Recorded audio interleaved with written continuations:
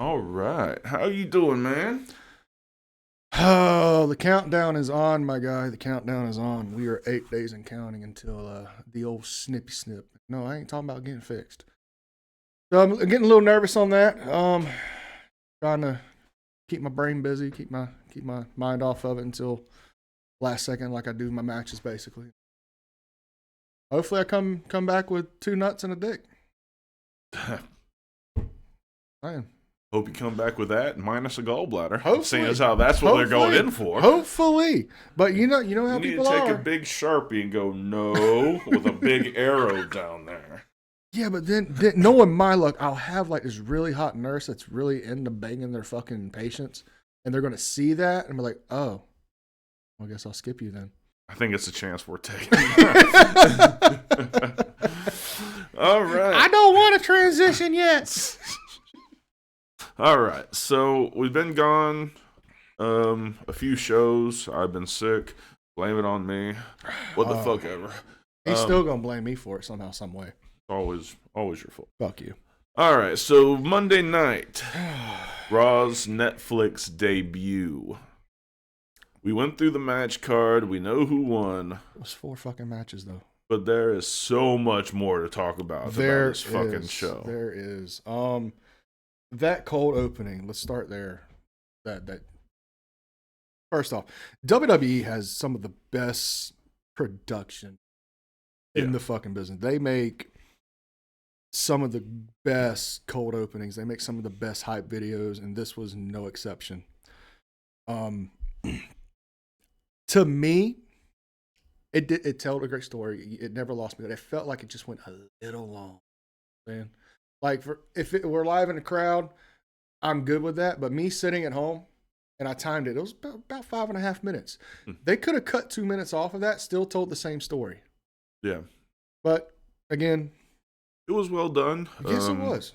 H sounded good during it. The editing and the quality was top notch. I really liked how it went directly into the big curtain drop to reveal the ring and him.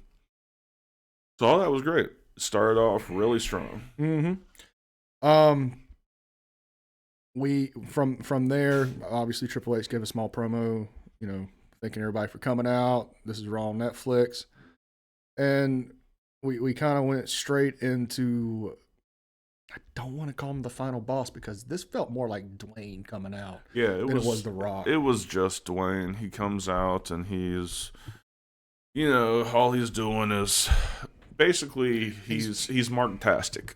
Yes. All right? The Rock is MARKtastic. Nobody loves The Rock more than The Rock. Trademark that. Yes. MARKtastic.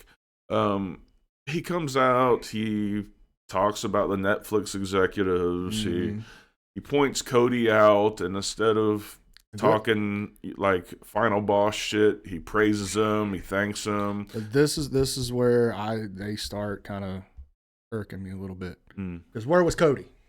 In the front fucking row. Randomly in the front fucking row. Yeah. This will play later on down the line. But to me, this kind of felt scrambled eggish. You know what I'm saying? A little bit. And we'll get more into this later. But this whole thing about showing off your own contracted talent in the fucking audience. In the skybox. Like it's like their celebrities just happen to come out for the show is fucking retarded. All right. You know why they're there. They have to be there. Okay.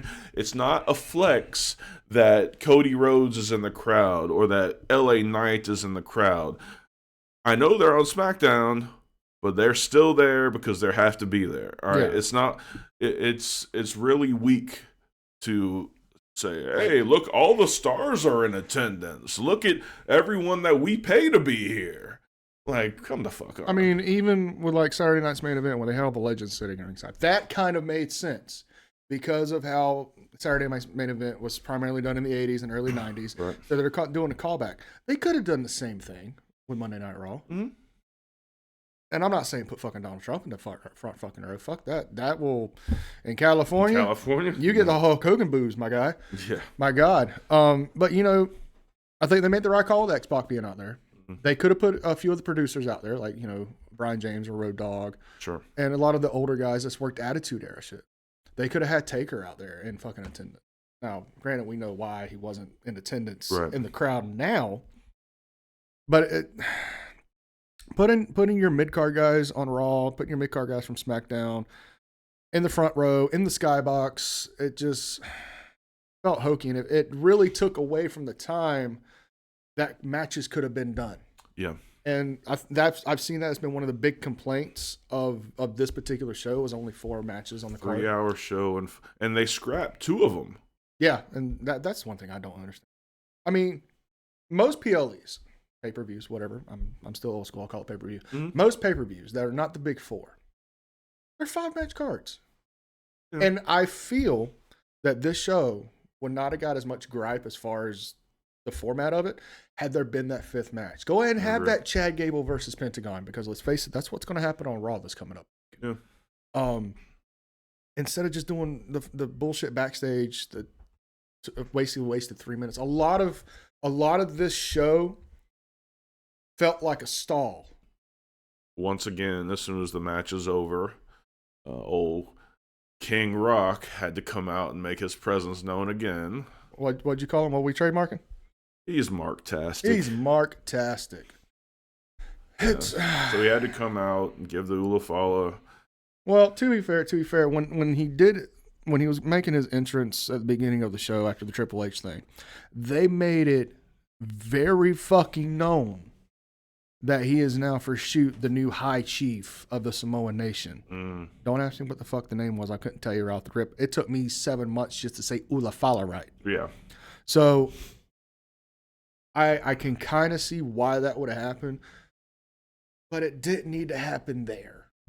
Yeah. You know what I'm saying? Like, give Paul that chance, because they made Paul a very integral part by saying basically winner gets Paul Heyman as their wise man. So why not just let Paul have that fucking moment?